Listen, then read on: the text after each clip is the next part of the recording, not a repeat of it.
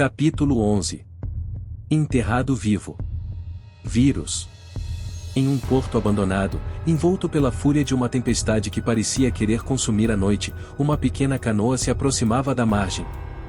Dentro dela, um homem se encontrava quase irreconhecível, vestia trapos rasgados, o chapéu de pescador cobria parcialmente o rosto ensopado e sujo, os pés descalços, e do nariz escorria um fio de sangue. Ele se arrastava para fora da canoa, movendo-se como se cada passo fosse uma luta contra a própria morte. Contorcendo-se de dor e ardendo em febre, o homem murmurava pedidos de ajuda que se misturavam ao estrondo dos trovões. Sem forças, desabou sobre o chão lamacento do porto, sua respiração ofegante desaparecendo aos poucos na escuridão. Pouco depois, um vigilante que patrulhava o porto percebeu a figura caída e, horrorizado com a condição do estranho, tentou socorrê-lo, chamando rapidamente a ambulância do hospital.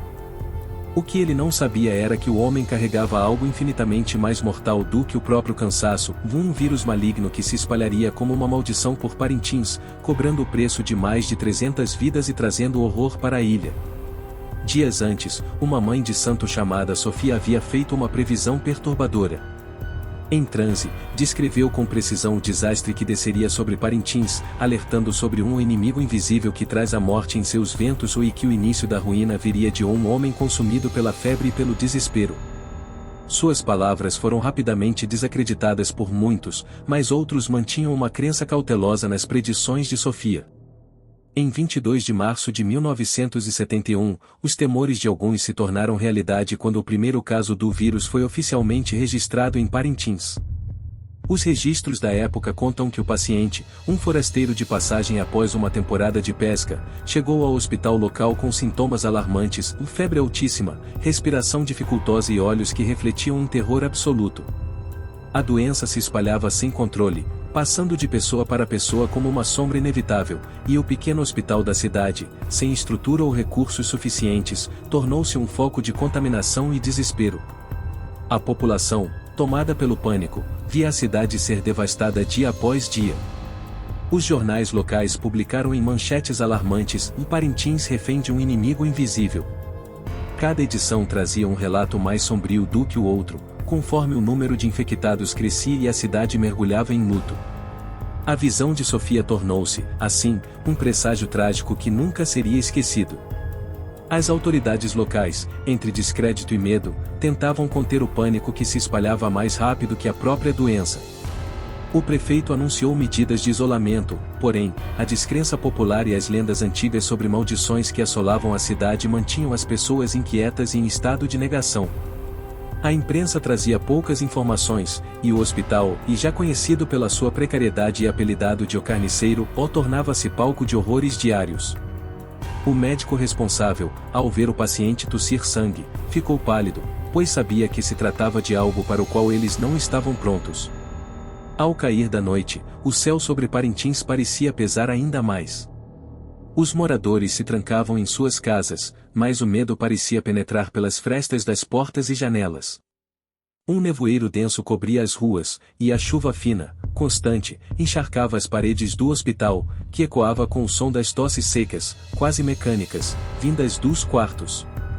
O homem que carregava o vírus tossia de forma desesperada, cough, cough, cough. Um som que soava como premonição. Suas mãos suavam frio, os olhos fundos e opacos vagavam pelo teto. Em delírio, ele dizia ver sombras dançando ao redor de sua cama, sussurrando sobre sua morte iminente. Ao longo de 2 dias, o hospital transformou-se num antro de desespero. O vírus se alastrou como um incêndio. Médicos e enfermeiras, temendo pela própria segurança, evitavam contato direto com o paciente e faziam rápidas orações antes de adentrar o quarto. Eles se cobriam com trapos improvisados, e era visível o terror em seus olhos. Quando o homem que fora diagnosticado fugiu, o caos atingiu proporções jamais vistas. Ninguém sabia como ele escapara, mas o medo se espalhava pela cidade como um veneno invisível. Enquanto as autoridades tentavam acalmar a população, uma corrente de paranoia começou a envolver Parintins. Alguns moradores disseram que o viram perambulando pelas vielas do bairro Palmares, uma zona degradada onde as luzes pareciam nunca alcançar. Outros juraram que ele havia tentado se esconder na praça do Cristo Redentor, coberto por um manto de trapos, os olhos vítreos e febris buscando qualquer tipo de consolo. Na boca do povo, ele já era chamado de o hospedeiro. No domingo seguinte, próximo das 6 horas da tarde, quando a igreja local começava a missa, a confusão tomou conta da praça da catedral. Alguém havia encontrado o homem. É ele. O hospedeiro. Gritavam, enquanto uma multidão enfurecida avançava. Em uma fúria cega, o capturaram e o amarraram, colocando-o dentro de um saco grosseiro, forrado com trapos e galhos secos para impedir que ele tocasse os demais. A atmosfera era densa, e o ar cheirava a medo e a ódio. Levado até a catedral, ele foi arrastado como um animal sacrificial, enquanto os sinos tocavam, abafados pela tempestade que se intensificava. No meio da praça, próximo à torre da catedral, os moradores cavaram um buraco, um túmulo improvisado. O homem gritava, mas sua voz era quase inaudível, sufocada pela tosse e pelo saco que o envolvia. Ele foi enterrado vivo, uma decisão tomada pela insanidade coletiva, uma tentativa desesperada de parar a maldição que ameaçava consumir Parintins. Suas últimas palavras, porém, ecoaram, mesmo abafadas: "Me encontro vocês no inferno."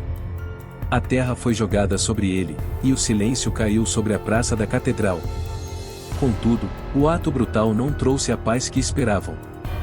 Pelo contrário, a cidade parecia ainda mais envolta em trevas. Desde aquele dia, as janelas das casas trancavam-se mais cedo, as luzes tremiam sem motivo, e, em noite sem lua, o som de uma tosse seca podia ser ouvido nas esquinas desertas.